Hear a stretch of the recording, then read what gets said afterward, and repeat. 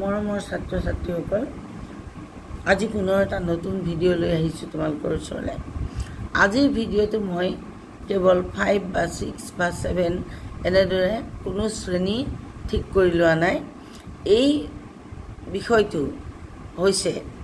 টাৰ্ণ into interrogative, অৰ্থাৎ সাধাৰণ বাক্য একোটা আমি কেনেকৈ প্ৰশ্নবোধক বাক্যলৈ ৰূপান্তৰ কৰিব পাৰোঁ তাৰ নিয়মখিনি মই আলোচনা কৰিবলৈ লৈছোঁ। বৰ বেছি দীঘলীয়া নহয়, তোমালোকে খুব মন দি শুনিবা, তেতিয়া তোমালোকে সহজতে বুজিব পাৰিবা। আৰু তাৰ বাবে তোমালোকৰ টেন্সৰ জ্ঞান যাৰ আছে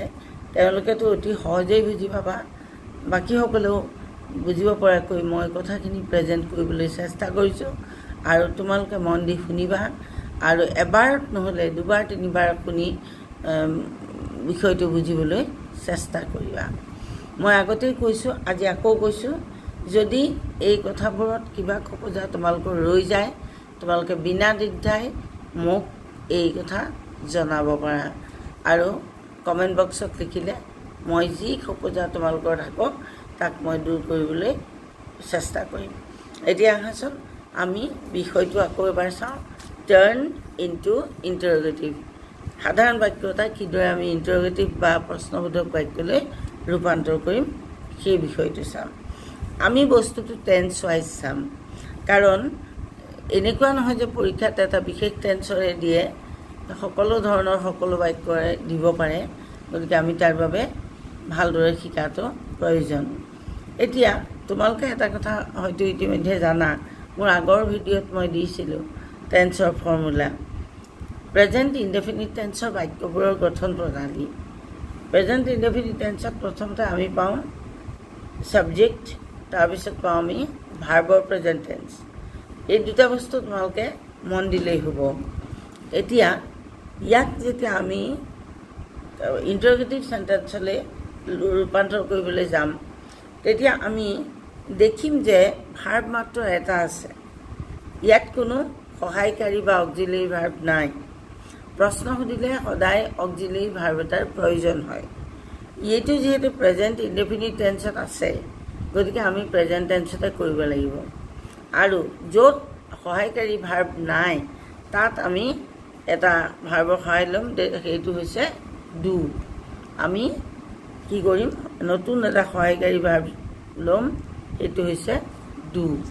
এই ডু ভাৰ্বটোৰ আমি সহায় ল'ব লাগিব। এতিয়া ডু ভাৰ্বৰ আমি প্ৰেজেণ্ট টেন্স ল'ম, কাৰণ বাক্যটো আমাৰ প্ৰেজেণ্ট ইনডেফিনিট টেন্সত আছে। এতিয়া আমি কৰিম কি, ডু আই লাইক চুইটছ। আমি প্ৰশ্নবোধক কৰিলে আমি এনেদৰে কৰিম, ডু আই লাইক চুইটছ। মই মিঠাই ভাল পাওঁনে? মই মিঠাই ভাল পাওঁ। তেতিয়া আমি ইয়াক কনভাৰ্ট কৰিবলৈ ডুটোৰ ব্যৱহাৰ কৰিম, কাৰণ ইয়াত যিহেতু এটাই ভাৰ্ব আছে। আৰু তাৰপিছত আমি ছাবজেক্টটো লিখিম, তাৰপিছত আমি মেইন ভাৰ্বটো লিখিম, তাৰপিছত আমি বাক্যৰ বাকীখিনি বস্তু লিখিম। এতিয়া ছেকেণ্ড বাক্যটো চোৱা, Manju goes to school every day. ইয়াত আছে এইটো নোট অফ ইণ্টাৰগেশ্যন হ'ব নালাগে, যিহেতু মই লগতে সাধাৰণ বাক্য লৈছোঁ, মই ইয়াক কৰিমহে ইণ্টাৰগেটিভ, গতিকে আগতীয়াকৈ মই ভুলক্ৰমে এইটো লিখি দিছিলোঁ। যি কি নহওক এইটো ফুল ষ্টপ হ'ব। Manju goes to school every day. Manju সদায় স্কুললৈ যায়। মঞ্জু প্ৰত্যেক দিনে স্কুললৈ যায়। এতিয়া মঞ্জু প্ৰত্যেক দিনে স্কুললৈ যায়নে, এইটো কৰিব লাগিব। ইয়াতো আকৌ আমি দেখিছোঁ Manju subject, goes to go ভাৰ্বৰ present tense, third person singular number হোৱাৰ কাৰণে ইয়াত ইএছ লাগিছে, আৰু বাকীখিনি বাক্যটোৰ বাকী অংশ। এতিয়া আমি ইয়াক কৰিবলৈ লওঁতে আমি আকৌ কি কৰিম, আমাৰ যিহেতু সহায়কাৰী ভাৰ্ব নাই, আমি ডু ভাৰ্ব ল'ম। ডু, ইয়াত আমি ডু নলওঁ, কাৰণ ইয়াত মেইন ভাৰ্বত ইএছ লাগি আছে। এই ইএছটো আমি ইয়াত যোগ দি দিম, ডাজ। আমি ডুটো ডাজ কৰি দিম। তাৰপিছত মঞ্জু লিখিম, মঞ্জু যিহেতু ছাবজেক্ট, হয়নে নহয়। তাৰপিছত মেইন ভাৰ্বটো লিখিম, ইয়াৰ ইএছটো মই ডুৰ লগত লগাই দিলোঁ, গতিকে ইয়াত আকৌ দুবাৰ মই ইএছ নলগাওঁ, ইয়াত মই present tense of the verb লগাম go does Manju go to school every day does Manju go to school every day ইয়াত কিন্তু তোমালোকে শেষত এই বাক্যবোৰৰ শেষত যেহেতু ইণ্টাৰগেটিভ বনাইছা প্ৰশ্নবোধক চিনটো দিবলৈ নাপাহৰিবা এতিয়া ইয়াৰ পিছৰ 3 নম্বৰ বাক্যতলৈ হি ইজ ৱেইটিং ফৰ ৰাম তেওঁ ৰামলৈ অপেক্ষা কৰি আছে ইয়াত আমি বাক্যটোত পালোঁ প্ৰথমতে আমি পালোঁ ছাবজেক্ট হয়নে এইটো আমি পালোঁ ছাবজেক্ট তাৰপিছত আমি পালোঁ অক্সিলিয়াৰী ভাৰ্ব বা হেল্পিং ভাৰ্ব এই যে সৰু ভাৰ্বটো সেইটোৱে হৈছে অক্সিলিয়াৰী ভাৰ্ব আৰু মেইন ভাৰ্বটোৰ প্ৰেজেণ্ট পাৰ্টিচিপল ফৰ্ম অৰ্থাৎ মেইন ভাৰ্ব হৈছে ৱেইট এই ৱেইটটো মেইন ভাৰ্ব তাৰ লগত আমি কি কৰিছোঁ ING লগাইছোঁ নহয় জানো ৱেইটিং তাৰপিছত বাকী অংশটো আছে বাক্যটোত এতিয়া আমি চাওঁ যেতিয়া আমি ইয়াক কনভাৰ্ট কৰিম ইণ্টাৰগেটিভলৈ আমি কৰিম অক্সিলিয়াৰী ভাৰ্ব যিহেতু আমাৰ আছেই ইয়াত আৰু আমি দূৰ সহায় ল'ব নালাগে প্ৰশ্ন সুধিলে তোমালোকে এটা কথা মনত ৰাখিবা সদায় অক্সিলিয়াৰী ভাৰ্ব আগলৈ অহাৰ লগে লগে ই কি হ'ব কেপিটেল লেটাৰ হৈ যাব ইজ হি ছাবজেক্টটো হ'ল হি ৱেইটিঙেই হ'ব ইজ হি ৱেইটিং ফৰ ৰাম তেওঁ ৰামলৈ অপেক্ষা কৰি আছেনে এইটো একেবাৰে সহজ বুজি নিশ্চয় পাইছা ঠিক তেনেদৰে 4th চেণ্টেন্সটো চোৱা ইউ আৰ ৰিডিং ইয়াত আমি পালোঁ ছাবজেক্ট এইটো ছাবজেক্ট এইটো হ'ল আমাৰ অক্সিলিয়াৰী ভাৰ্ব আৰু মেইন ভাৰ্বটো হ'ল ৰিডটো মেইন ভাৰ্ব প্লাছ ING আছে নহয় জানো এইটো প্ৰেজেণ্ট কণ্টিনিউৱাছ টেন্সৰ ফৰ্মুলা এতিয়া আমি কি কৰিম অক্সিলিয়াৰী ভাৰ্বটো আগলৈ লৈ আনিম এই আৰটো এইটো কেপিটেল লেটাৰ হ'ব ই যিহেতু বাক্য প্ৰথমলৈ আহিছে গতিকে আৰ ইউ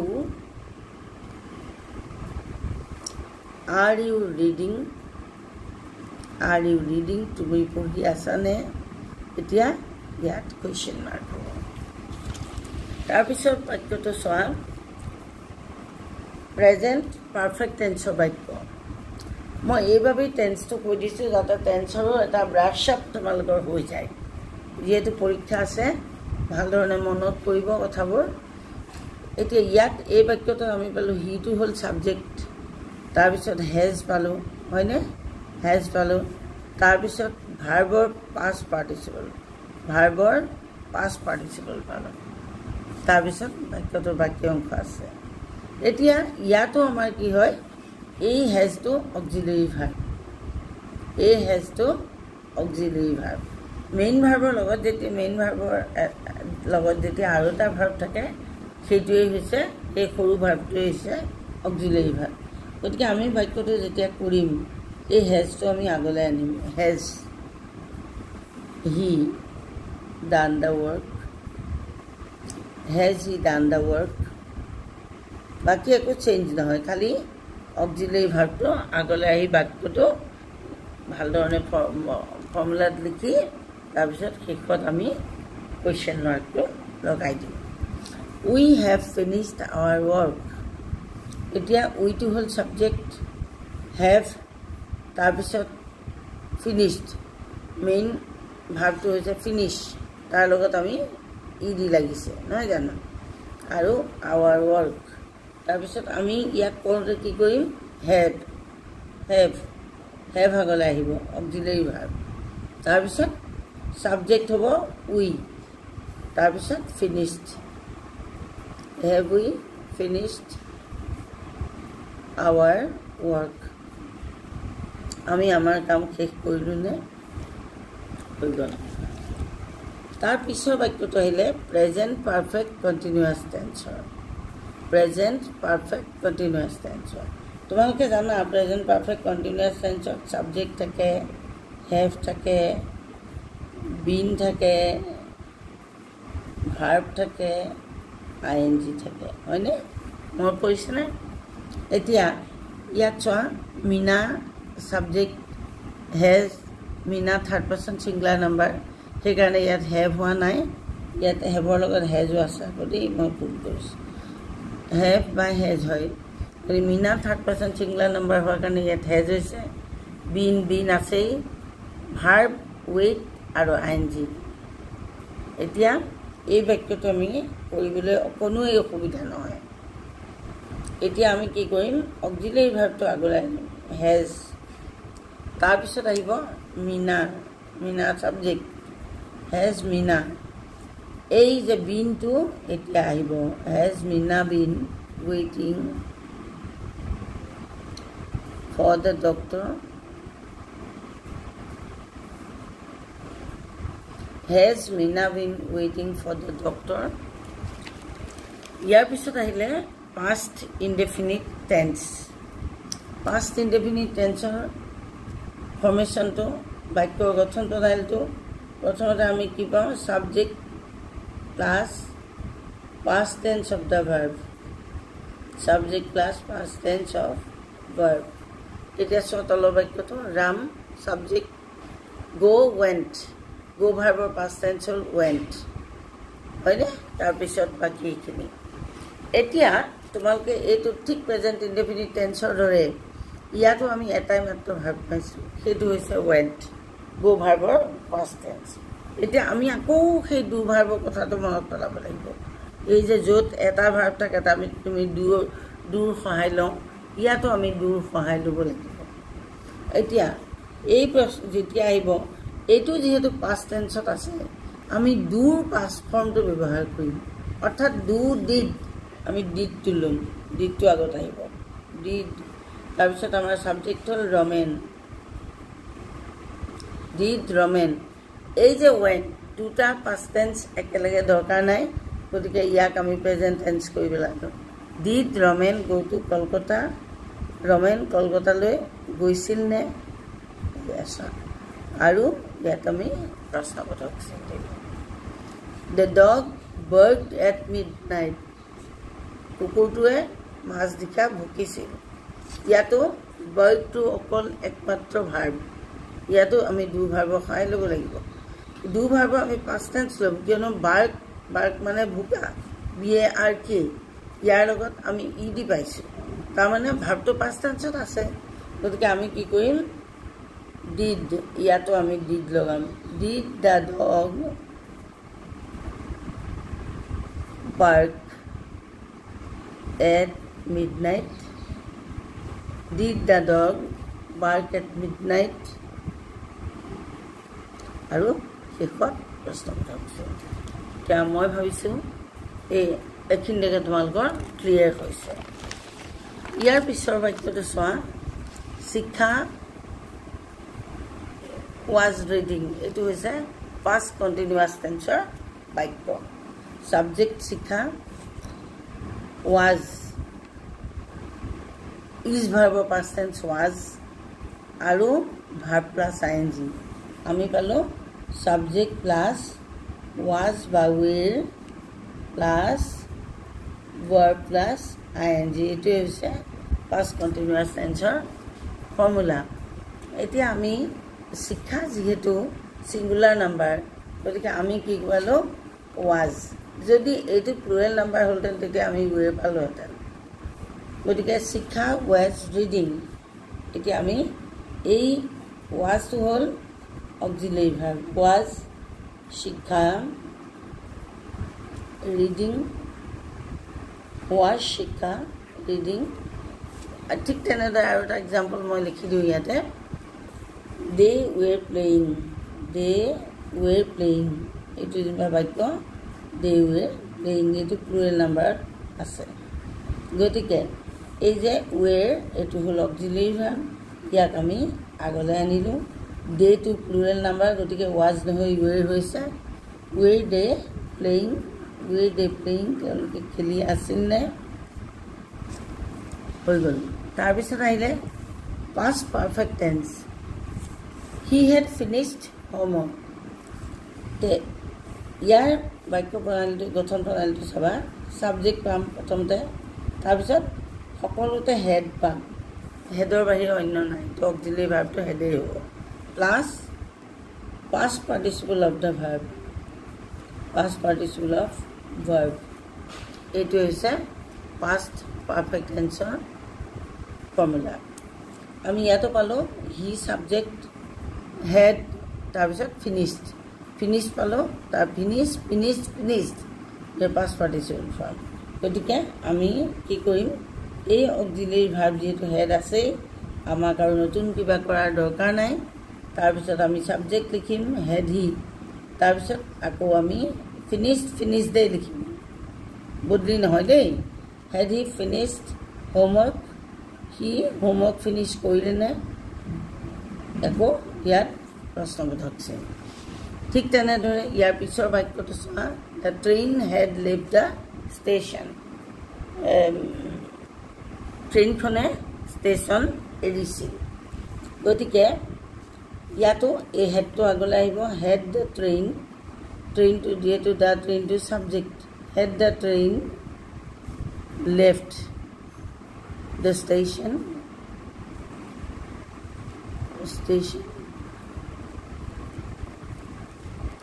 তাৰপিছত past perfect continuous tense past perfect continuous tenseৰ বাক্যসমূহ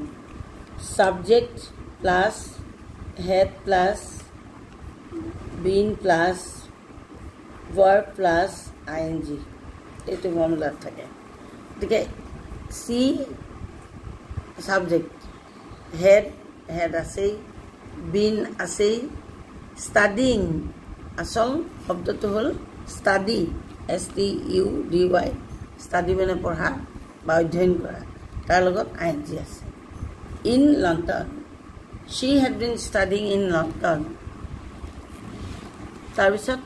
অতীতৰ কোনোবা এটা সময়ত কোনোবা এটা কাম চলি থাকিলে সেইটো past perfect continuous tense দেখা যায় অতীতৰ কোনোবা এটা সময়ৰ পৰা কোনোবা এটা সময়লৈ কামটো চলি আছিল তাৰমানে she had been studying in London when I was there এনেকৈ তোমালোকৰ পিছত আৰু একাংশ থাকে কিন্তু বাক্যটো যেহেতু দীঘলীয়া হ'ব সেইবাবে মই সেই গোটেই বাক্যটো লিখা নাই এনেদৰে জাষ্ট তোমালোকক ফৰ্মেশ্যনটো বুজাই সহজ কৰিব খুজিছোঁ এতিয়া চোৱা এই বাক্যটোত আমি হেডটো আকৌ পাইছোঁ হেডটো অক্সিলাৰি verb as we have already said head C to হ'ল আমাৰ subject had she been studying বাকি একেই থাকিব একো প্ৰব্লেম নাই য'ত অক্সিলাৰি ভাৰ্ব থাকে তাত একো ঝঞ্ঝট নাই studying in London had she been studying in London তেওঁ লণ্ডনত পঢ়ি আছিল নে এইখিনিলৈকে তোমালোকক মই ইণ্টাৰগেটিভ সেন্টেন্সৰ বাক্যবিলাক কেনেকৈ কৰিব লাগে আৰু শিকাইছোঁ আৰু এটা বস্তু মই তোমালোকক শিকাই দিওঁ ফিউচাৰ টেন্সৰ বাক্য ফিউচাৰ ইনডেফিনিট টেন্স ধৰিলা I shall go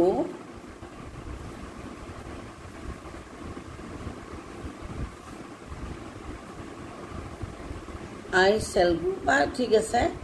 ইলা কৈ দিওঁ এইটো ইলা shall go to school সৰি এইটো বাক্যটোৱে সম্পূৰ্ণ বদলি যাব বাক্যটো যেহেতু মই আগতে লিখি নথলোঁ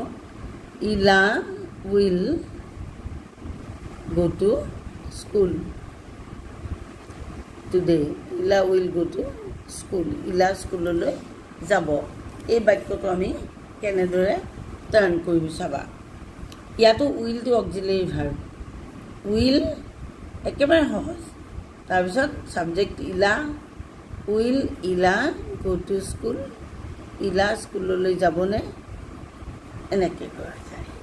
গতিকে খুব সহজ তোমালোকে মাত্ৰ অলপ মন দি দুবাৰ তিনিবাৰ ভিডিঅ'টো চাবা দৰকাৰ হ'লে কোনোবাই হয়তো এবাৰতো বুজি পাবা কাৰণ আগতে যদি অলপমান হ'লেও নলেজ আছে টেন্সৰ তেতিয়া খুব সহজে বুজি পাবা গতিকে তোমালোকে এই কথাকেইটা মনত ৰাখি এই বস্তুটো কৰিবলৈ সক্ষম হ'বা বুলি মই আশা কৰিছোঁ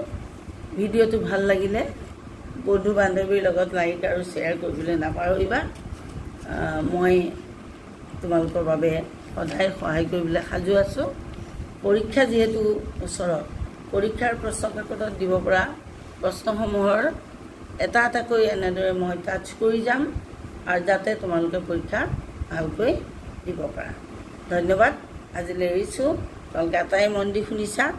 তাৰ বাবে তোমালোকক পুনৰবাৰ ধন্যবাদ জনাইছোঁ সকলোকে পৰীক্ষাৰ বাবে শুভেচ্ছা জনাই আজিৰ ভিডিঅ'টো সামৰিছোঁ ইয়াৰ পিছৰ ভিডিঅ'ত মই তোমালোকক কেনেদৰে নিগেটিভ সেন্টেন্স কৰে সেইটো শিকাম এফাৰ্মেটিভৰ পৰা নিগেটিভ সেন্টেন্স কৰিবলৈ শিকাম